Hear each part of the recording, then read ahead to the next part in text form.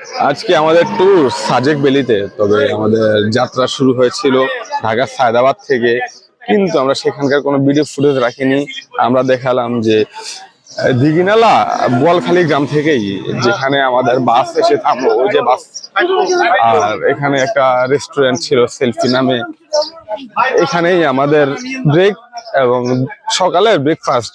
তবে এখানকার ডিজাইনটা বেশ সুন্দর, মিউজিকের জন্য একটা স্টেজ আছে, তারপর বাচ্চাদের জন্য খেলাধুলা করার জন্য বেশ ভালো একটা স্পেস আছে।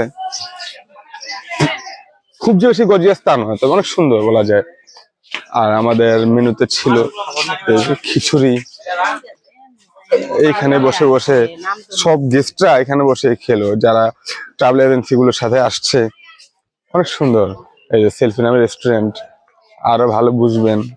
এই যে এখান থেকে দেখা যায় যে সেলফি রেস্টুরেন্ট, পরিবেশটা আসলে অসাধারণ।